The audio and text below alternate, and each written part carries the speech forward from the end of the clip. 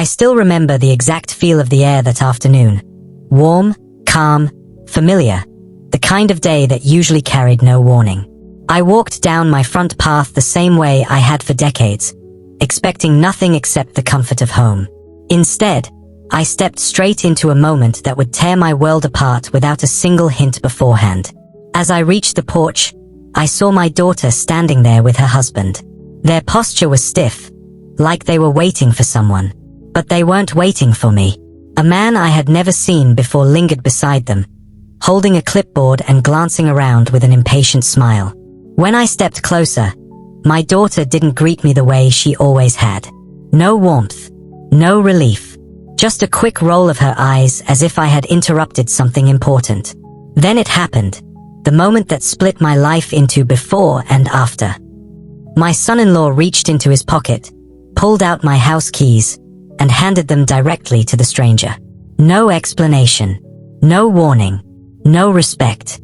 As the stranger accepted the keys, he nodded politely, as if this exchange was nothing unusual. As if it wasn't my entire life being passed into someone else's hands. I froze. Every part of me locked in place. It felt like my body knew something was wrong before my mind could process it. My daughter crossed her arms, looked at me with irritation, and said the sentence that still echoes in my ears. "It's just a house, Mom. Just a house. The place where I raised her. The place where her father and I built our dreams. The place I had kept alive for more than 3 decades. Just a house." My breath became thin. My eyes couldn't fully blink. My thoughts scrambled like they were trying to find ground that no longer existed. For a few seconds, I heard nothing. Not the birds, not the cars passing by, not even their voices. Everything around me blurred, as if the world stepped back and waited to see what I would do. The stranger with the clipboard walked past me and said, "Congratulations on the sale." Sale. Sale. The word slammed into me like a physical hit. I turned to my daughter, searching her face for any sign that this was a joke, a misunderstanding, a bad attempt at surprising me. But what I saw instead was boredom, as if she had already accepted this outcome and was annoyed that I hadn't. I whispered, "What sale?" My voice barely came out. My son-in-law shrugged and said, "You signed everything. It's done." Signed everything? I hadn't signed anything. My mind snapped into sharp focus. I stepped back, feeling my legs weaken. I looked toward the house, my porch plants, my curtains, my front door, all suddenly slipping away from my grasp in real time. I clutched the railing just to steady myself. In that instant, something inside me broke with a silent crack that no one else could hear. And while they stood there acting like this was just another errand, I felt the life I had spent decades building collapse in a single, brutal moment. Before I could speak again, the stranger walked inside using my keys. My daughter didn't stop him. My son-in-law didn't blink. I stood on the porch, trying to understand how the very people I had loved and sacrificed for could hand my home to someone else without even a conversation. Everything slowed. Everything tightened. Everything felt wrong. And all I could think was, how did we reach this point? As I watched the door close behind that stranger, I felt my heart twist into something I barely recognized. And that's when I knew. This wasn't the beginning of a mistake. This was the outcome of something planned long before today. Let me take you back to where the cracks first began. I remember the exact moment my stomach twisted in a way I had never felt before. It was a Tuesday afternoon, the kind of day so ordinary you'd never expect it to hold anything life-changing. I had gone through my mail as I always did, sitting at the little round table by the window, the same spot where I used to help my kids with homework, the same place where I balanced every bill for nearly 40 years. I opened an envelope I didn't recognize. It wasn't overdue. It wasn't a late notice. It was something far more confusing, a copy of a form addressed to me, mailed by mistake. Just a few pages clipped together. At first, I almost tossed it aside. It looked like the kind of thing businesses send accidentally. But when I glanced at the last page, I noticed a loop of handwriting that made my chest tighten. My name, written in a way that looked almost right, but not quite. For a moment, I told myself my eyes were playing tricks on me. I took out my reading glasses, held the paper closer, and looked again. The signature had the same curves, the same shape, but it felt stiff, forced, as if someone studied my handwriting and tried to copy it stroke by stroke. I must have stared at it for a full minute, my breath held tight in my throat. I wasn't angry yet. I wasn't even scared. I just felt confused. Why would my name be on something I had never seen before? Who would bother signing anything for me when I was fully capable of signing my own documents? Then a thought entered my mind, quiet and unwelcome. Someone did this on purpose. I moved slowly through the house after that, checking my desk drawers, my file cabinet, any place where I kept important papers.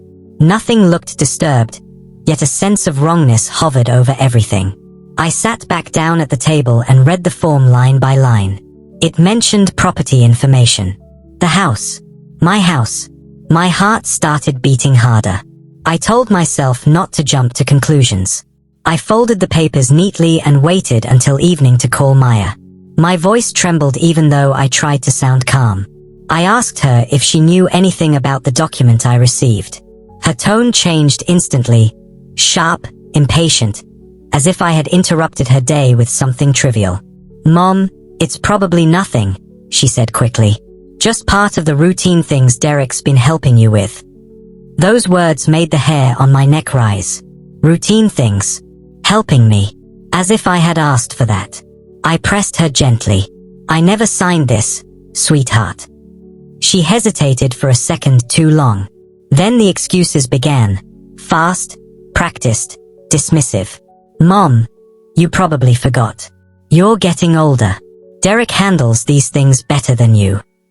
Hearing my own daughter say that cut deeper than the signature itself. I didn't argue. I knew better than to fight when someone was trying to rush me past the truth.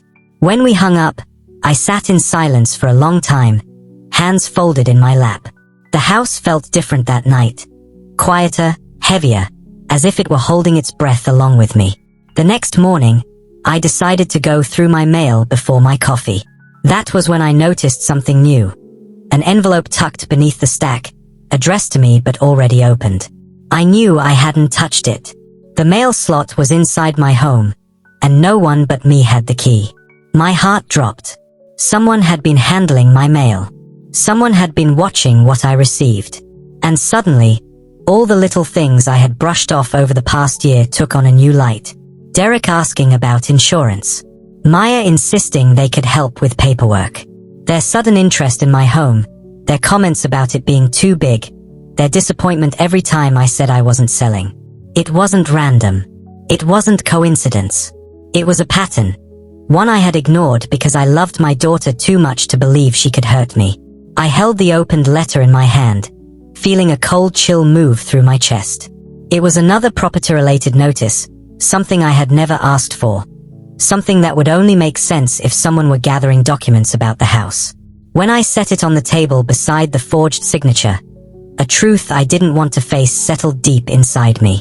Someone was moving pieces around me. Someone was making decisions in my name. Someone was preparing something I wasn't supposed to notice. I remember whispering out loud, my voice shaking. "I know what you're doing. I may be old, but I'm not blind." And that was the moment, that quiet, fragile moment at my kitchen table, when the story truly began to shift.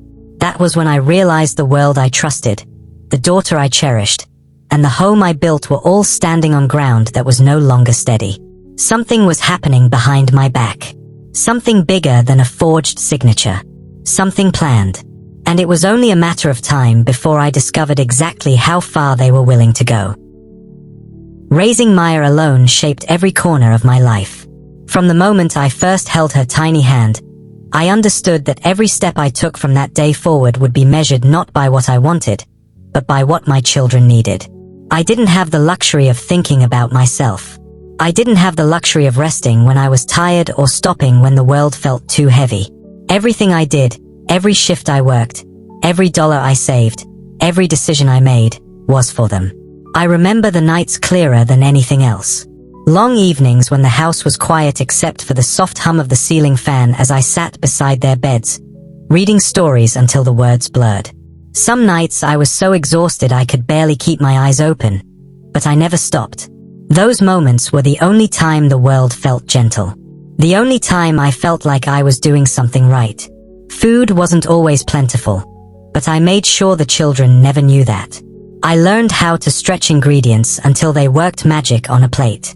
Beans became a feast, rice became comfort, and leftover vegetables could fill a pot like they belonged there from the beginning. I packed lunches with the same care every day, even when my own meals were little more than what was left behind. Money was always tight, but I kept notebooks full of figures, every cent earned, every cent spent. I taught myself how to save even when saving felt impossible. I tracked bills down to the penny, not because I enjoyed it, but because I had to. I refused to let my children grow up in the fear that once haunted me. I wanted them to feel secure, to believe the world could be kind even when it wasn't. My home was my victory. Every wall held a memory. Every corner whispered a story. I could walk from the living room to the kitchen and remember the stages of life we climbed through. The first steps, the tantrums, the nights of laughter, the days when I cried quietly over unpaid bills, the moments I held my children close and told them everything would be okay, even when I wasn't sure it would be. Maya grew up inside that world. She grew up seeing me work, seeing me sacrifice, seeing me give everything. And for many years, she appreciated it. She was a bright child, curious, clever, full of dreams. I used to look at her and imagine the day she'd build a life of her own, free from the weight I carried. But life changes people, and sometimes it changes them in ways you don't see until it's too late. As she became an adult, the distance didn't come in one sharp blow. It arrived gradually, like the quiet fading of morning light. At first, it was the slower replies to my calls. Then shorter visits. Then the subtle tone she carried, as if being around me was an obligation rather than a choice. When she met Preston, things shifted more noticeably. He wasn't rude, not in an obvious way. He was the kind of man who smiled with confidence, the kind of confidence that made you wonder if he ever doubted anything. He talked about money as if it were the measure of a person's worth. He talked about property as if people were foolish to grow attached to it. He didn't say these things directly to me, but he said them loudly enough for me to hear. And slowly, I watched those ideas take root in my daughter. Visits with her no longer felt like family time. They felt like meetings. He was always nearby, listening, influencing, guiding her responses. She began to echo his thoughts about retirement and financial efficiency. As if my life, my home, and my years of hard work could be reduced to numbers on paper. They began asking for help from time to time. First small amounts, then larger ones. Always with a reason. Always with a promise to pay me back. I never asked for repayment. I gave because I believed in supporting my children. Giving was how I loved. But the requests became frequent enough that I could feel something shifting beneath the surface. The gratitude faded. Expectation took its place. And whenever I hesitated, even slightly, Maya looked at me as though I had wronged her.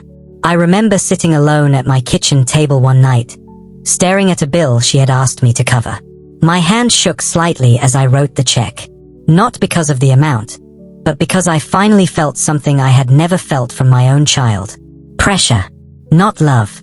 Not partnership. Pressure. Still, I told myself it would pass. That she was stressed. That marriage changes priorities. That she still cared for me, even if it didn't feel that way. But the truth was already growing inside me, even if I wasn't ready to accept it. My daughter was slipping away, and the person she was becoming didn't look like the child I had raised. And though I didn't know it yet, the loyalty I had spent a lifetime building was about to be tested in ways I could never have imagined. Maya's visits, once a steady comfort in my life, had become sporadic and tinged with unease. The phone calls that once carried laughter and warmth now felt brisk, clipped, and hurried. Each time she called, I could sense her mind elsewhere, her tone distracted, her responses brief. When she did show up in person, there was a subtle chill in her demeanor, a polite smile masking something distant. Conversations no longer lingered on family memories or the stories of the home we shared. They skimmed the surface of casual, mundane topics, never venturing near the heart of the matters that had defined our lives together. And then there was Preston, ever present, always at her side. I began to notice how seamlessly he guided her words, directing discussions with a quiet but unmistakable authority. He spoke about money and property as if it were common sense that anyone with a pulse should agree with him. Investments, future planning, downsizing, every phrase carefully chosen to make me question my own judgment. And my daughter, so easily swayed, nodded along in agreement, the shadow of his influence coloring her responses, dimming the childlike warmth I remembered. One afternoon, Preston decided to address the matter directly. He settled into the living room chair with the casual air of someone discussing the weather. "Mom," he said, stretching one arm over the backrest, "have you thought about downsizing? Managing a big house can be complicated at your age." There was no malice in his voice, only the smooth cadence of someone confident that their opinion carried weight. Maya spoke softly, almost hesitantly. "We just want to make sure you're not burdened. It's only for your own good." I forced a polite smile, feeling the familiar tug of guilt that children can wield with such ease. But deep down, unease settled like a stone in my chest. Something about their insistence felt wrong. For decades, I had managed every corner of this home, every bill, every detail of our lives. I had faced hardships, long nights, and endless worry without faltering. Why was there suddenly this push to intervene? Why now, when I had proven myself capable for so long? Soon, the requests escalated. Preston began asking for access to my bills, bank statements, and property documents. "It'll be easier if we handle it for you, Mom," he said, his smile polite but his eagerness barely hidden. I hesitated, my instincts warring with my desire to avoid conflict. I had spent a lifetime handling my own affairs, making decisions that directly affected the people I loved most. Despite fatigue from age and lingering health issues, I stood firm. "I want to handle my own paperwork," I said, my voice quieter than I intended but unwavering. "I've managed fine for decades." Maya glanced at him, uncertainty flickering in her eyes. Preston's expression shifted ever so slightly, a brief shadow of disappointment masked by a nod and an easy shrug. I noticed it all. Small gestures, tiny movements, signals that told me more than words ever could. And then came the moments that made me pause entirely. Letters went missing from my mailbox, utility statements appeared opened before I could touch them, and official notices arrived late or misfiled. I couldn't be sure if it was error or intent, but a cold sensation settled in my stomach. Something wasn't right. The pressure increased, soft but relentless, cloaked in concern. Preston's words were precise. "You don't need such a big house, Mom. Think about what's best for you." Maya echoed him with gentler tones, a hint of persuasion woven in. "It's just, we're worried about your future. Wouldn't it be simpler to let someone else handle things?" On the surface, the statements sounded caring. Beneath that veneer, however, there was control, subtle but firm. The knot in my chest tightened, an instinctive alarm warning me that my independence was being threatened. Their concern, so politely framed, felt like a tool, one designed to wear down my defenses. I had always prided myself on keeping my mind sharp, on making decisions that were fair, thoughtful, and deliberate. And now, their words made me question even that clarity. Then, the moment that would change everything arrived quietly, without fanfare. One afternoon, I noticed a document tucked among the papers I had carefully filed. My eyes fell on a signature at the bottom, a signature that was unmistakably mine, yet I knew with certainty that I had not signed it. I traced the ink with trembling fingers, the pressure of each line somehow both familiar and alien. The cold realization struck me. The concern they professed was not truly for my well-being. They had leveraged my trust, my patience, and my compliance to position themselves to benefit. The house, my home, my decades of effort and sacrifice. It had become a pawn in a game I hadn't consented to play. Time seemed to slow as I sat back in the chair, the weight of the discovery pressing against my chest. Everything I had built, Everything I had fought to protect was now threatened, not by strangers, not by circumstance, but by my own family. And in that quiet, unsettling moment, the thought crystallized. I would not allow this to stand. I closed my eyes, breathing slowly, reminding myself that clarity would guide me more than anger ever could. The betrayal was clear. The challenge was monumental. But beneath it all, the fire of resolve was beginning to kindle. My independence, my dignity, my very sense of self demanded action. Then one day, I noticed my signature somewhere it didn't belong. It was the first spark, the undeniable proof that the calm surface of daily life had been hiding intent that threatened everything I had fought to create. From that day forward, nothing would be the same. I began noticing the small discrepancies first, subtle enough that a casual observer might dismiss them as oversight. Bills I expected to arrive on the first of the month were delayed. Letters from the bank appeared opened, with envelopes carefully resealed in a way that betrayed a careful hand. Utility statements I had trusted to land in my mailbox intact were sometimes missing pages or highlighted in ways I had never done. At first, I told myself it was probably mistakes, a fluke of mismanagement. But then my instincts, honed from decades of keeping my household and finances in order, refused to let me rest. One evening, while sorting through the stack of correspondence and papers I kept meticulously in my old oak filing cabinet, my eyes fell on a document that sent an icy shiver down my spine. It was a photocopy of a deed-related form, the signature at the bottom, my signature, or so it appeared. I stared at it, incredulous. The strokes, the angles, even the pressure points, familiar, yes, but different in ways only someone intimately familiar with my handwriting would notice. My stomach knotted. I ran my fingers over the ink, feeling the subtle inconsistencies. This was no accident. Someone had taken deliberate steps to make it look authentic. The implications crashed over me slowly, like a wave gaining strength.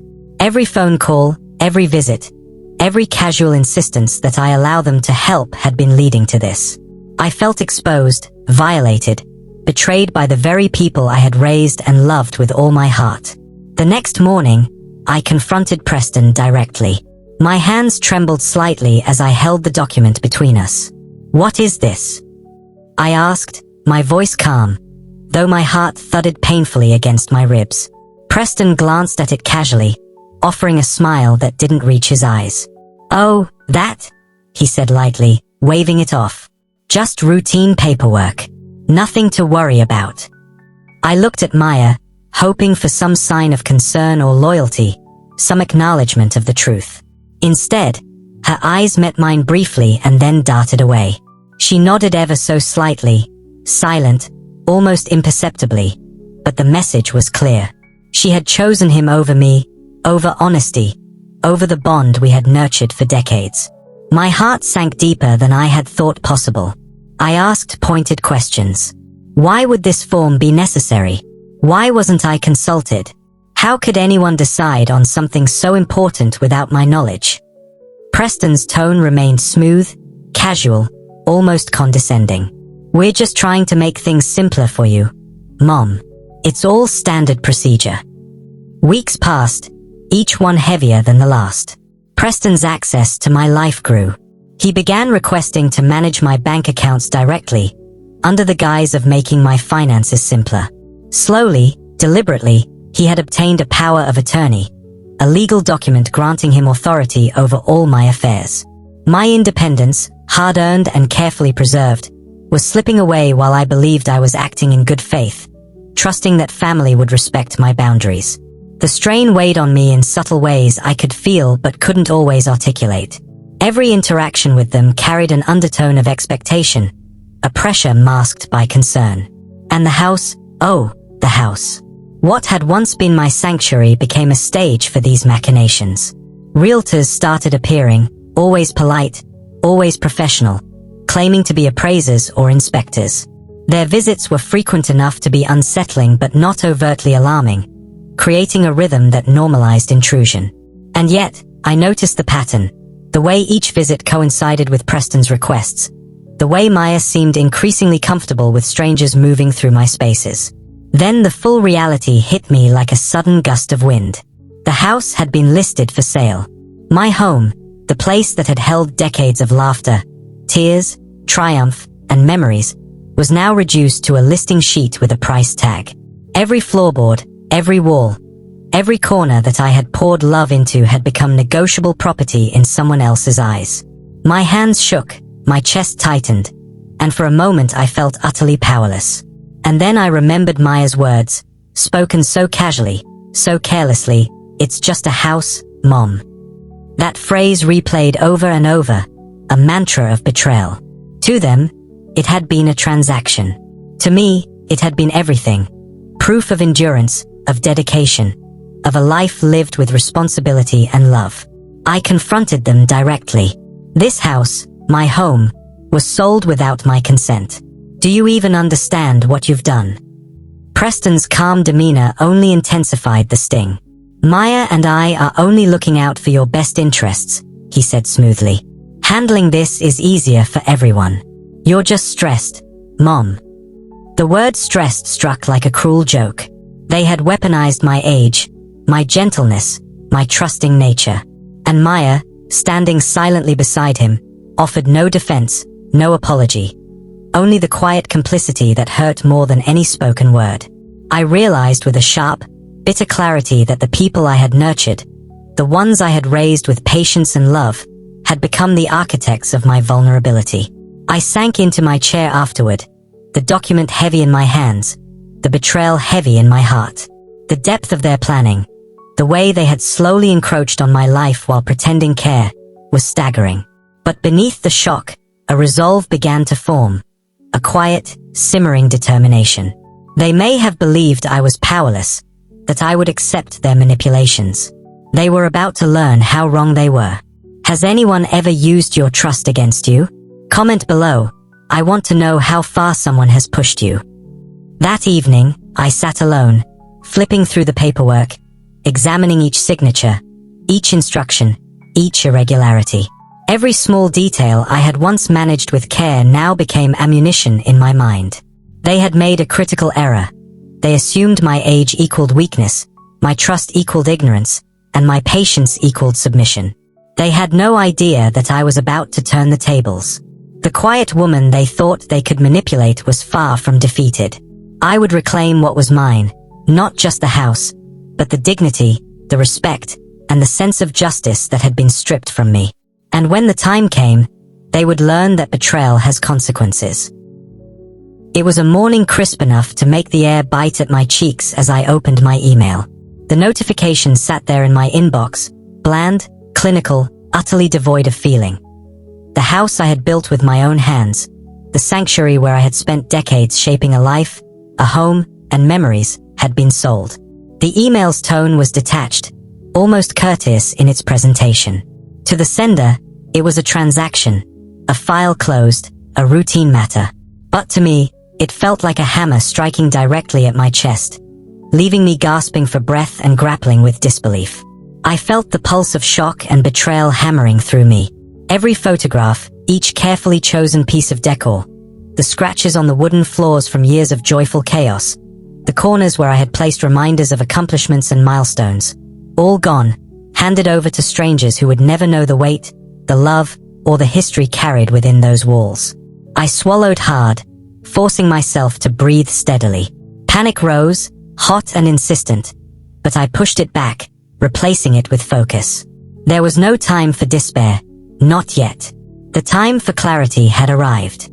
I had to face Preston and Maya. I had to see the people who had taken what was mine without a flicker of hesitation. I could not allow anger to be my first response. It had to be measured, deliberate. With only my cane to steady me, a small purse containing essentials, and the quiet fury that seemed to weigh heavier than the suitcase in my hand, I made my way to their home. Each step toward that door was deliberate, each breath a small act of resolve. The Georgia sun glinted off the pavement, indifferent to my turmoil, and I felt as if I carried a storm within me, silent and brimming. When the door opened, Maya's expression was cautious, her eyes avoiding mine as though I were a stranger she had only recently met. "Mom, everything's fine," she said, her voice careful, tentative. Avoiding my gaze only heightened the sting of her words. "Fine," I echoed, my voice steady despite the turmoil inside. There was a steel in my tone that had not been there in years. "Do you call selling my home without my consent fine?" Preston leaned casually against the wall, arms crossed, a small, almost amused smile curling at the corners of his mouth. "We were only trying to help, Ilara. You were recovering, vulnerable." Vulnerable. The word hung in the air like a provocation. It was meant to diminish me, to justify their actions, to make my outrage seem irrational. But instead, it sparked something in me, a smoldering awareness of the injustice inflicted. I had lived through loss, worked through hardship, and persevered through solitude. I was no longer vulnerable. I was incensed, yes, but I was not powerless. Then came the words that will haunt me forever, spoken with a casual dismissal that I could not forget.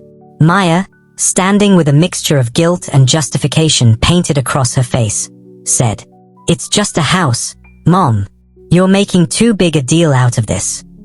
The phrase cut deeper than any physical blow. Every sleepless night, every sacrifice, every moment of painstaking effort invested in that house. It was erased with a single sentence.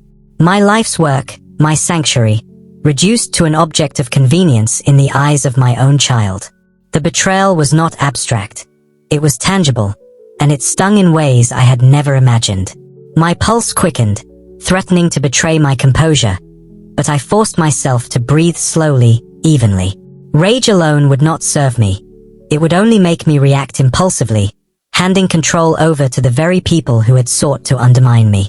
I had to stay in control. I had to think, to plan, to observe. Preston extended his hand, casual, indifferent, and in it were the keys to the home I had nurtured for decades. They were cold, metal pieces, small and unassuming, yet heavy with the weight of my lost autonomy. For a fleeting moment, I considered screaming, lashing out, demanding instant retribution.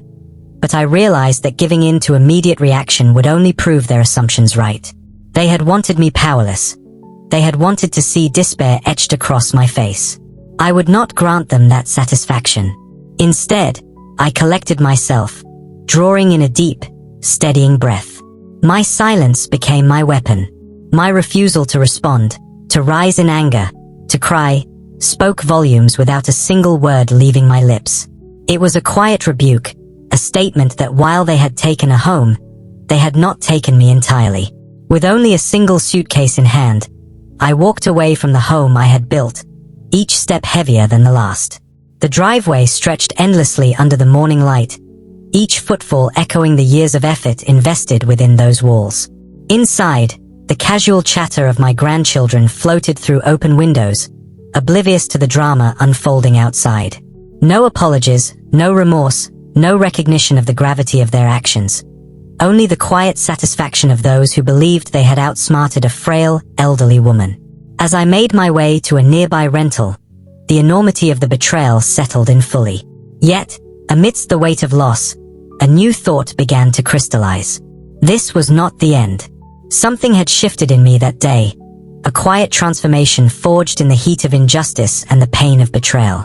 The woman who had been hurt, who had been taken advantage of, was not the same as she had been that morning. That day, something inside me died, and something else was born.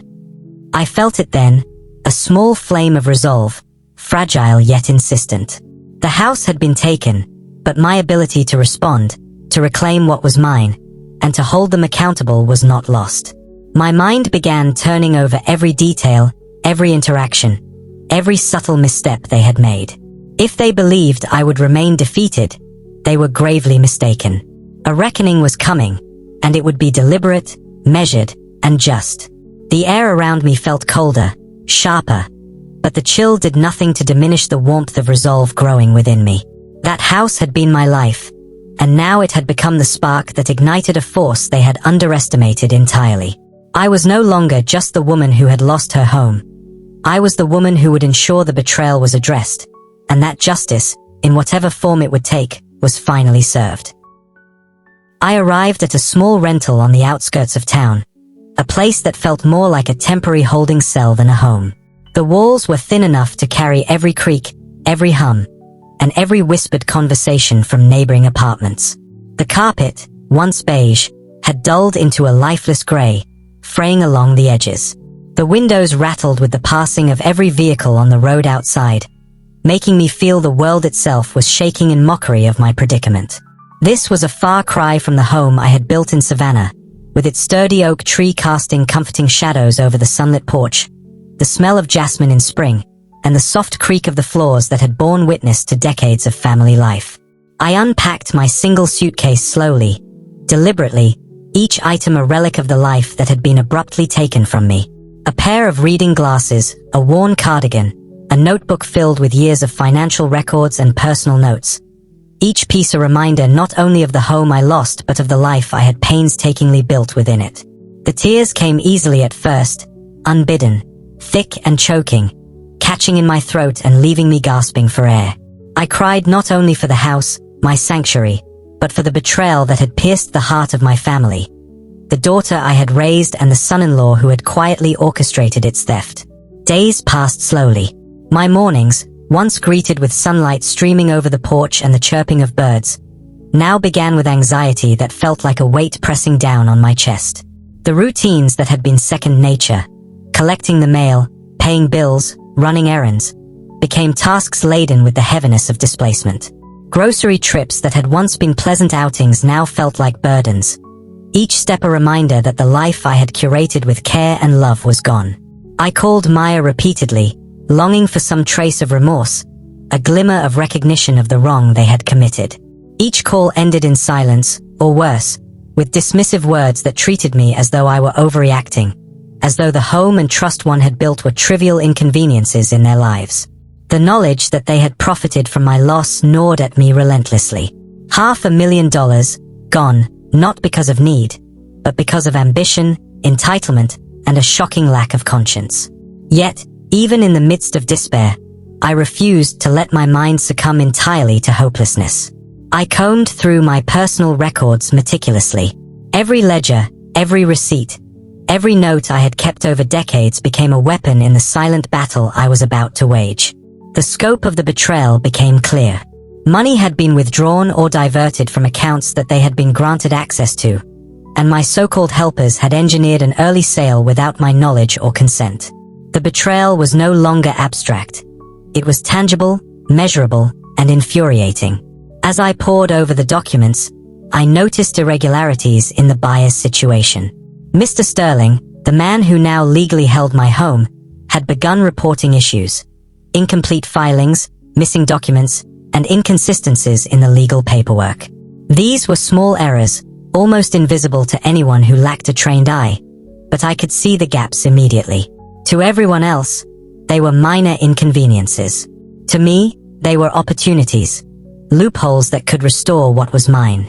With the papers Mr. Sterling had provided, I began piecing together the legal anomalies one by one. Dates didn't align perfectly, signatures were missing or mismatched, certain approvals had not been properly recorded. I catalogued every discrepancy, verified every signature, and cross-checked each document with painstaking care. A spark of hope grew in the quiet corners of my mind. If handled carefully, the buyer would cooperate once the truth became evident, and Preston had made errors that could not be undone retroactively. Even as strategy began to form, the emotional toll was impossible to ignore. Nights were sleepless, haunted by memories of the home and the betrayal I had endured. I would lie awake, staring at the ceiling, replaying every interaction, every subtle slight, every dismissive gesture. But I forced myself to focus not on rage alone, but on precision. My strength had built that home.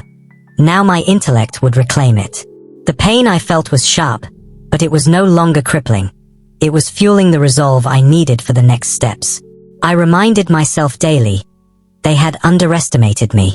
They had counted on my age, my apparent frailty, my desire to avoid confrontation. But I was no longer the same woman they thought they could manipulate. The betrayal had forged in me a new determination, a strategic patience that would allow me to approach this challenge with both care and force. During this period, I kept meticulous notes of every anomaly, The accounts accessed, the dates of withdrawals, the forged signatures, the interactions with my daughter and son-in-law that revealed the pattern of their deceit. Each detail was a tool, each record a piece of the puzzle that would allow me to reclaim my home. A tiny, persistent flame of hope emerged. The legal discrepancies, combined with Mr. Sterling's cooperation, provided the leverage I needed. I could see the path ahead, narrow but navigable, and I realized that the home was not lost. It was momentarily out of my grasp, but not beyond my reach.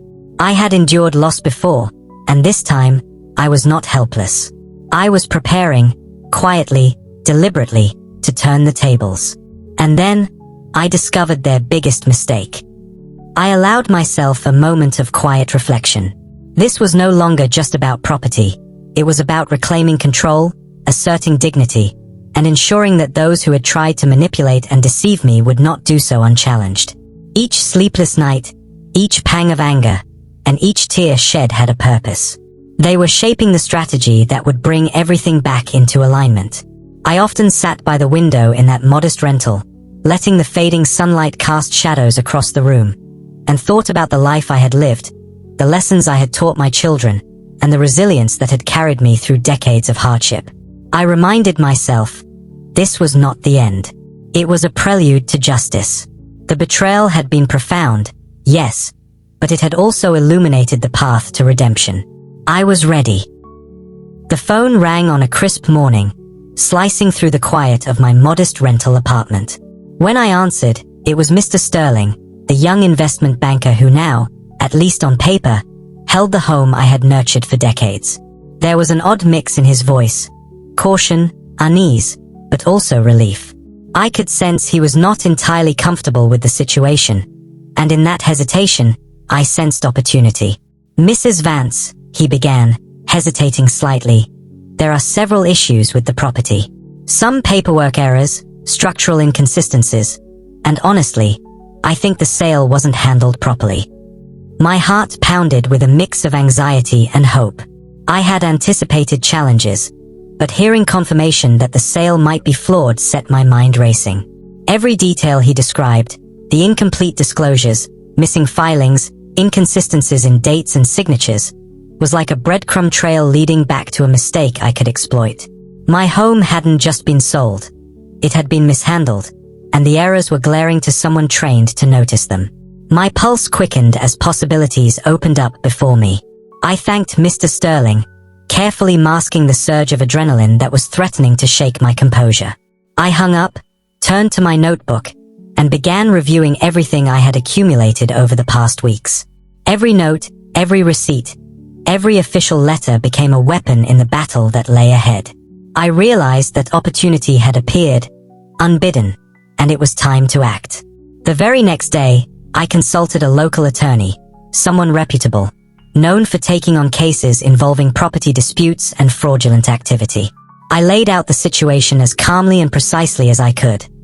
The sudden appearance of forged documents, the coercion, the emails, the bank transactions, and the suspicious behavior of my daughter and son-in-law. My lawyer listened attentively, his brow furrowed as he read through the files I had collected. Technically, he said slowly, his eyes narrowing as he considered the situation, the deed may still list you as an owner. If we act carefully, we can challenge this sale. The law protects owners from unauthorized transfers and fraud. I felt a spark ignite deep within me, a feeling I had not allowed myself to experience since the moment the keys were handed over. Not only could I reclaim my home, but I could do so under the protection of the law. The sense of helplessness that had plagued me in the rental apartment began to ebb, replaced by a cautious but determined hope. Determined to confirm the facts, I returned to the public records office the following day. I spent hours combing through deeds, filings, and official documents. My hands grew tired, my eyes strained, but I persisted, because each record could contain the key to undoing the betrayal. And then I found it, the final transfer, the document that was supposed to seal the sale completely, was missing essential filings. My name was technically still attached to the property. It was a loophole, a crack in the facade of what my daughter and son-in-law had tried to make permanent.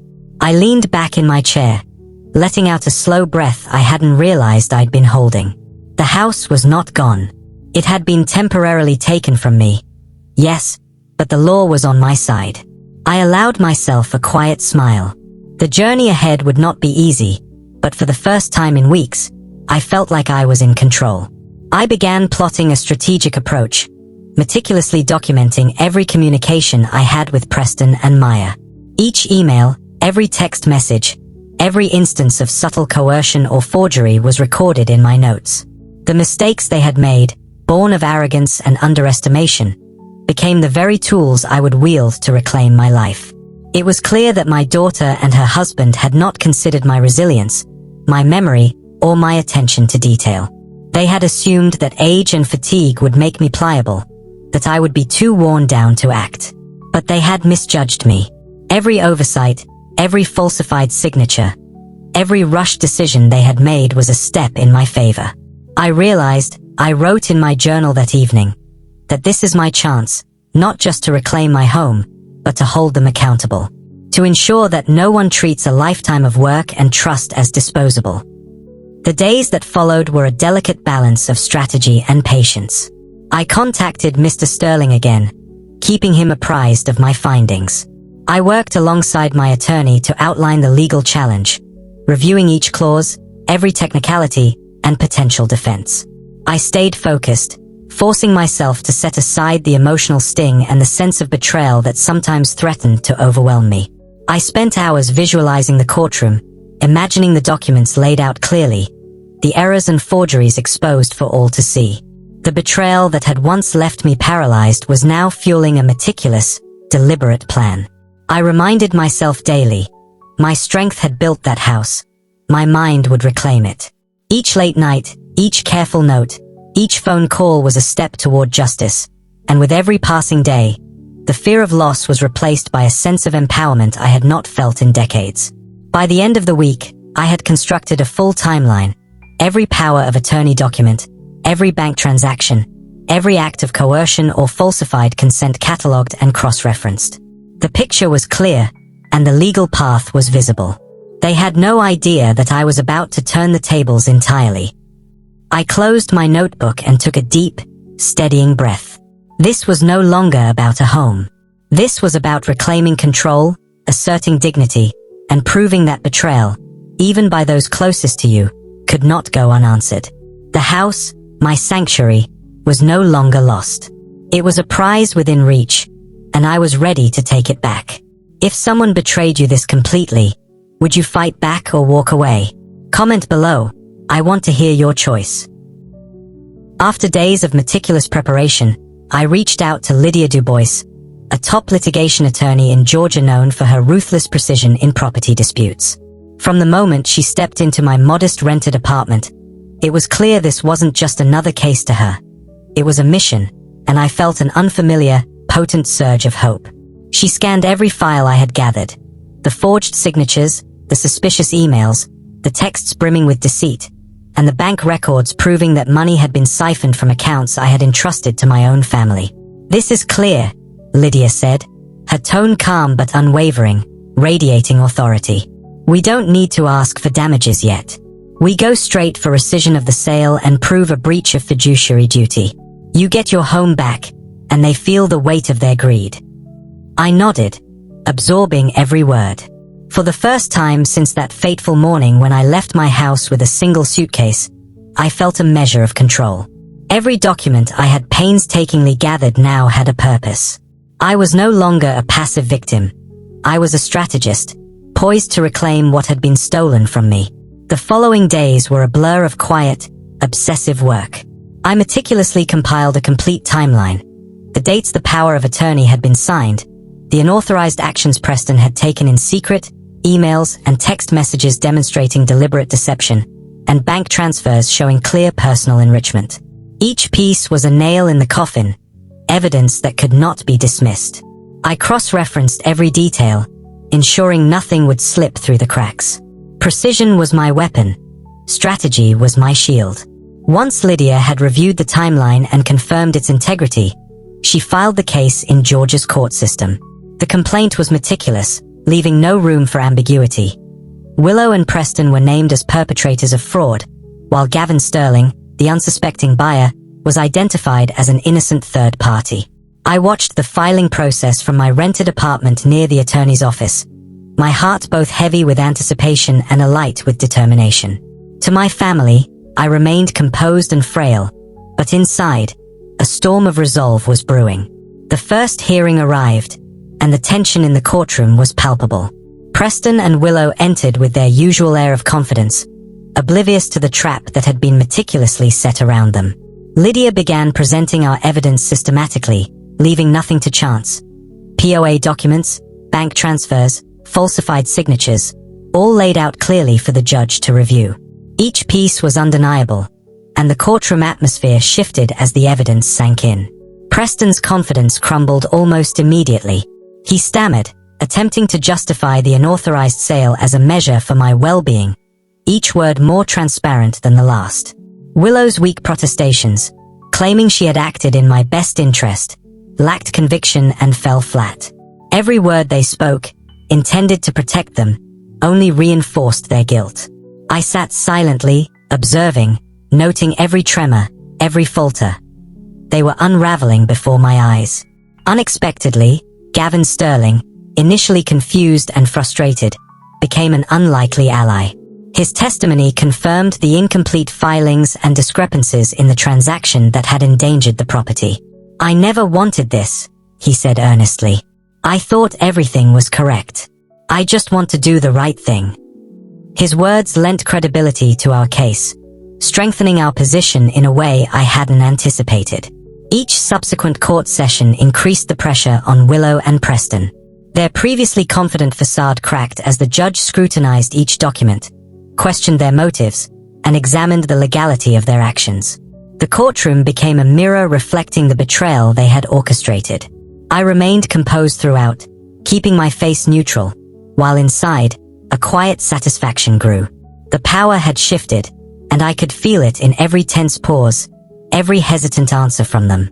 Every session reaffirmed a truth I had come to realize over the weeks of planning. Betrayal may cut deeply, but it can be transformed into fuel for reclamation. The meticulous records I had maintained, every email, every bank transfer, every coerced signature, became instruments of justice. I watched as Lydia navigated the court proceedings with precision, turning their overconfidence and assumptions against them. By the end of the first hearing, it was clear. Preston and Willow had underestimated me completely. They had assumed that age and frailty equaled weakness. They had misjudged my memory, my attention to detail, my ability to endure. Each miscalculation, each overconfident move they made, had become evidence in my favor. I was no longer at the mercy of their deceit. I was reclaiming not just my home, but the dignity and power that had been stripped from me. If you were in my shoes, would you settle quietly or fight with every ounce of strength? Share your thoughts below. Your voice matters. The courtroom had become my arena, and every document, every witness, every carefully planned maneuver was a step toward justice. Preston and Willow's facade of control had been shattered, and the betrayal they had thought invisible was now fully exposed. For the first time since losing my home, I felt the tides of power shift unmistakably in my favor. I remained composed outwardly, but inwardly, I felt a growing surge of satisfaction. The betrayal that had once left me paralyzed with shock was now being mirrored back onto those who caused it. The legal balance had shifted, and with each hearing, my strategy unfolded perfectly. I wasn't just fighting for a house. I was fighting to reclaim my autonomy, my agency, and the respect that had been denied me. By the conclusion of the first round of hearings, it was undeniable. My family had miscalculated. They had assumed that my age and quiet demeanor equated to weakness. They had assumed I lacked the will or capability to counter their actions. Each of their misjudgments, each misstep, only reinforced the strength of the case Lydia and I had built. The legal and emotional power was back in my hands, and this time, I intended to wield it without hesitation. The day of the verdict arrived, and I remember the morning vividly, how the light fell through the window of my rented apartment, pale and uncertain, as if even the sun itself was hesitant about what was to come. I dressed slowly, carefully, my hands steady despite the pounding of my heart. This was more than a legal proceeding. It was the culmination of years of betrayal, sleepless nights, and painstaking planning. Today would finally decide whether the truth I had unearthed could withstand the courtroom and, most importantly, whether justice could be served. I arrived at the courthouse early, the air crisp with the chill of late autumn. Inside, the atmosphere was thick with tension. Every step I took echoed against the marble floors, each one a reminder that this was my moment. I didn't need to raise my voice or display theatrics. My presence alone was a statement. For years, Preston and Willow had assumed that my quiet demeanor meant submission, that age equaled weakness. Today, every eye in the courtroom would see the strength that had been quietly growing inside me all these years. The proceedings began, and Lydia Dubois commanded the room with the precision of a seasoned general. She presented the evidence meticulously, forged signatures on critical property documents, unauthorized actions taken under a power of attorney, bank transfers that diverted my funds for personal enrichment. She walked the jury and the judge through each document, each email, each transaction, laying out a timeline so clear it left no room for doubt. I watched Preston and Willow closely. At first, they wore their usual masks of confidence, but as Lydia's presentation unfolded, I saw the cracks forming. Preston's jaw tightened, and he shifted uncomfortably in his seat. Willow's fingers fidgeted, betraying the anxiety she tried so desperately to hide. Their glances toward each other were fleeting, filled with the silent panic of those who realize their miscalculations are now exposed. Every document we presented was a mirror reflecting their betrayal back at them. The judge's gavel finally came down, the sound sharp and resolute. "The sale of the property is rescinded," he declared, his voice echoing in the hushed courtroom. "Title reverts to Alara Vance. Willow and Preston Vance are found in breach of fiduciary duty." I felt a rush of satisfaction, a powerful, almost dizzying relief.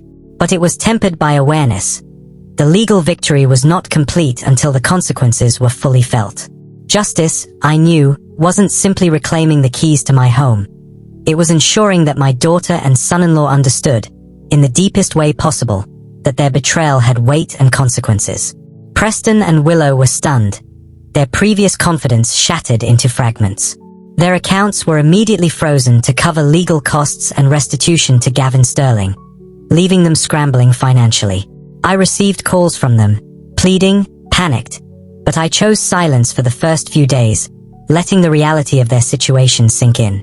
Every plea reminded me of how completely they had misjudged me, of the arrogance that had fueled their deceit. Forced to return to Savannah, they arrived at my home expecting negotiation, compromise, or perhaps forgiveness. They had assumed, as they always had, that their manipulation would bend my will, that I would settle quietly to avoid confrontation. I greeted them calmly but firmly, my cane tapping lightly against the polished floor.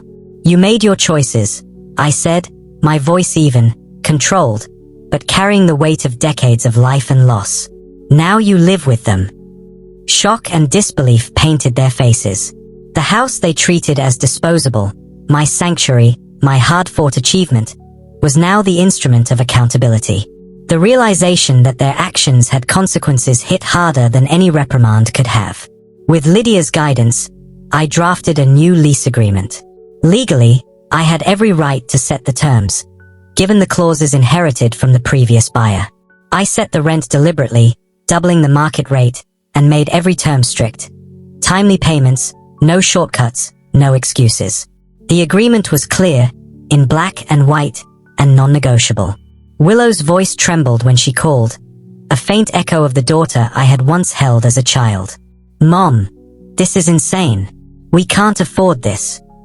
I smiled softly, though my heart held no malice. "Then you should have thought of that before you treated my home as a bargaining chip." Every rent payment became a living reminder to them of the betrayal they had committed. I watched quietly as they adjusted their lives, forced to meet the demands I had set. It wasn't cruelty. It wasn't revenge for its own sake. It was accountability, balanced, deliberate, inescapable. Would you enforce the full consequences if someone betrayed you like this? Comment below. Let's discuss who deserves justice and why. In the quiet of my restored home, I reflected on the journey. The resilience required to endure betrayal, the patience to collect every piece of evidence, the courage to confront those I once trusted implicitly, all of it had brought me here. I realized justice wasn't just about reclaiming property. It was about teaching that actions, even by the ones closest to us, carry weight. Betrayal may cut deeply, but it is never without consequence. For the first time in months, I felt a calm sense of peace. The house was mine again, every corner restored to its rightful place, every memory reclaimed. Yet more than that, I had restored my sense of agency. I had shown that even in the face of deception by those we love, wisdom, patience, and determination can turn the tide. I took a deep breath, walking through the familiar rooms, listening to the echoes of laughter that had once filled them. The house had endured. So had I. And in that endurance lay the quiet, undeniable satisfaction of justice finally served. Have you ever been wronged by someone you trusted? How did you reclaim your power? Share your story. I want to hear how strength and strategy can turn betrayal into triumph. Willow and Preston's lives shifted in ways that were subtle at first, then undeniable. The double rent payments were only the beginning. They had to reconsider every expenditure, track every dollar, and rethink the luxuries they had taken for granted. Their routines changed. They worked longer hours, juggled multiple obligations, and faced the stress of living under rules they had once thought only applied to others. I watched quietly, from a distance, seeing the patterns unfold. There was no joy in it for me, not that kind, but a deep, almost serene satisfaction. I had not needed to shout or humiliate them. The weight of responsibility and consequence had become theirs to bear, as naturally as gravity pulling the tides. At first, the lessons were small, almost imperceptible. Preston grumbled about expenses and deadlines while Willow hesitated over everyday decisions. I saw the strain in their faces when they tried to balance work and bills, the nervous glances they exchanged as if realizing, belatedly, that their actions had real-world impact. Slowly, the reality of what they had done settled in. There were no excuses left, no misdirection or manipulation. They had acted, and now they were facing the outcomes. The sacrifices they began making were tangible. Extra shifts at work, cutting back on luxuries, selling personal belongings, even giving up hobbies and small indulgences. Each adjustment was a subtle echo of the life they had tried to claim from me. I never needed to intervene. I simply observed, occasionally catching a glimpse of their tired eyes from my kitchen window or during a trip to the neighborhood store. Every furrowed brow, every sigh of frustration, reminded me that justice is often quiet, steady, and unavoidable. Willow began to change first. I noticed the way she hesitated before speaking, her tone measured where it had once been casual and dismissive. She began to reflect on the choices she had made, and I saw her thinking, truly thinking, about the impact of her actions. The reality of betrayal isn't only in the money lost. It lives in the silence of trust broken and the emptiness left in the places once filled with care. I never needed to confront her with anger. The lesson was already sinking in. The recognition of what she had taken for granted, the foundation I had built from scratch, was enough. Preston, for all his confidence and swagger, struggled in ways that were visible to anyone paying attention. The arrogance that had guided him began to crumble under the pressure of responsibility. Where he once waved away caution and assumed control, he now calculated, reconsidered, and learned the humbling truth that actions have consequences, and they come due whether or not you expect them. I maintained my composure, never gloating, never taunting. The justice I administered was firm but measured, precise as the laws and papers that had guided me back to my home. There was no need for theatrics. The lesson unfolded naturally, enforced by the very circumstances they had created. Each day, I reminded myself that my satisfaction was not cruelty. It was the quiet knowledge that truth and patience had been enough to restore balance. In the process, I reflected on my own growth. I had faced a darkness I never thought possible. Betrayal by my own daughter, manipulation by someone I had trusted implicitly, and the near loss of everything I had worked for. I had endured those moments, held onto my dignity, and taken meticulous steps to reclaim what was mine. Emerging from that crucible, I realized that my strength had grown in ways I could not have imagined. Every sleepless night, every anxious morning, had been preparing me for the exact challenge that Willow and Preston had presented. The house itself became more than just bricks and timber. It became a symbol of resilience. Walking across the familiar floorboards, touching the cabinets and walls, I felt the echo of decades of dedication. Each scratch, each worn spot, each sunlit corner reminded me not of loss but of triumph. The affirmation that patience, strategy, and steadfastness could overcome even the most intimate betrayals. The house held the story of my life, my values, and my perseverance. And now it also held the proof that integrity can reclaim what was taken unjustly. Do you think I was too strict? Or did I teach them exactly the lesson they needed? Comment below, let's hear your opinion. Now, I live my days with a sense of peace I never thought I'd feel again after those difficult months. I focus on the things that bring me joy, tending to my small garden, working on personal projects I had set aside for years, visiting friends, and enjoying quiet mornings with coffee in the sunlight. I have maintained boundaries with Willow and Preston. They are my daughter and son-in-law, yes, but their actions required clarity and space. Forgiveness, I have learned, does not erase lessons. It reinforces them, allowing both parties to grow while respecting the reality of the past. My life, once overshadowed by betrayal, is now full, independent, and secure. I wake each day knowing that I have reclaimed not only my home but my agency, my dignity, and my peace of mind. The journey was not easy, and the scars remain, but they are a testament to resilience.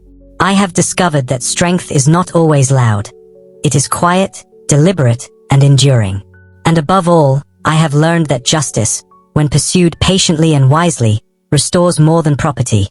It restores the sense of self that betrayal tries to steal. Have you ever had to enforce boundaries or teach a hard lesson to someone you love? How did you handle it? Share your story below. I want to hear how you turned challenges into growth.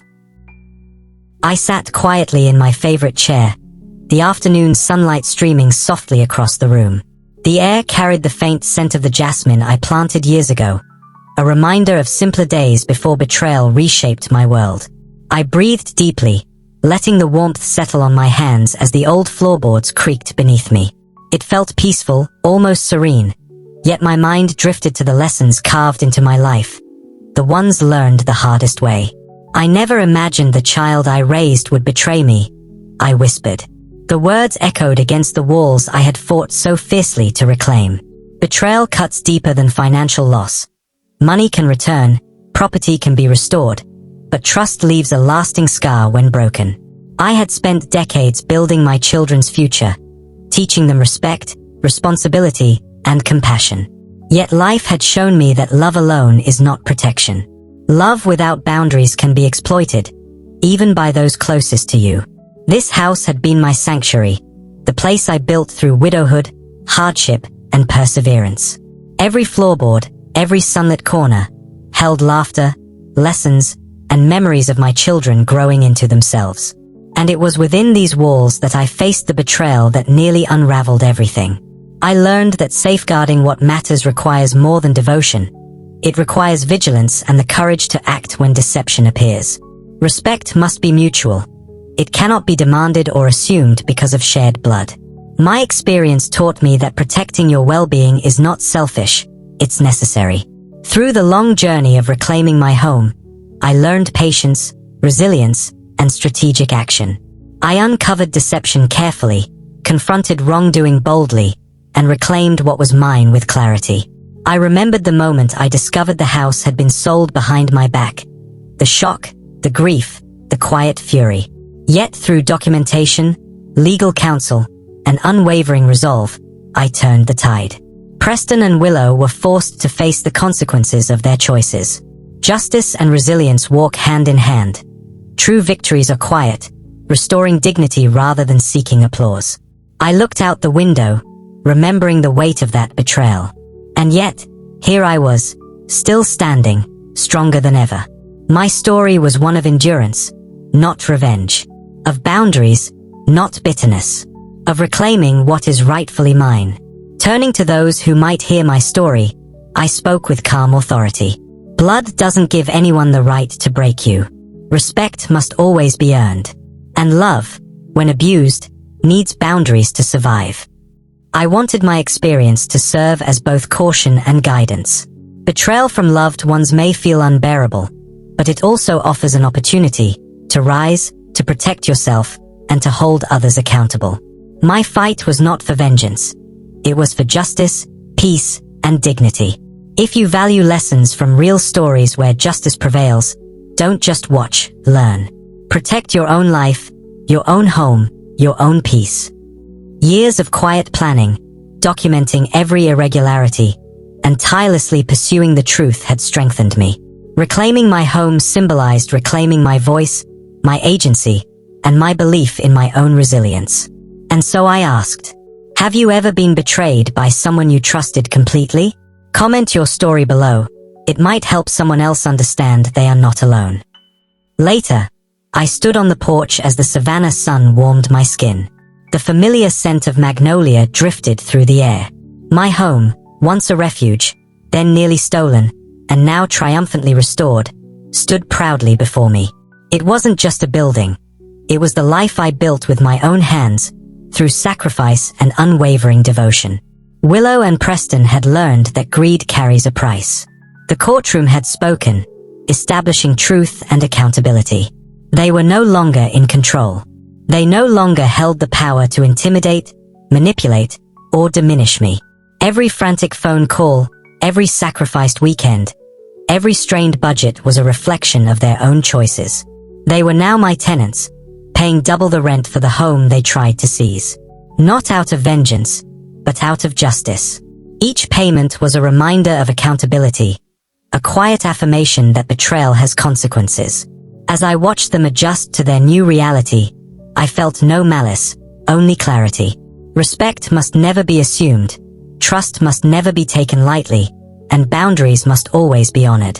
I had taught these truths for years, and now they were finally understood. I gazed at the house, its familiar corners, worn steps, and sun-faded marks. Every inch whispered memories of sacrifice and triumph. And now, after months of legal battles and emotional endurance, it was mine again, secure, protected, and untouchable. Turning once more to my audience, I spoke with certainty. If you value justice and don't want to be left in the dark about real-life stories like mine, subscribe now. And if you're still hesitating, comment below why you won't subscribe. Then I said the words that had lived in my heart throughout the battle. It wasn't just a house. It was my life, my history, my heart. And now, it's mine again. I let the moment settle, feeling the breeze carry jasmine through the doorway. My sanctuary was whole. My peace was restored. My resilience, unshaken. My dignity, untouched. Life had tested me, but it hadn't broken me. Have you ever fought to reclaim what was taken from you? Share your story. Someone out there needs your strength.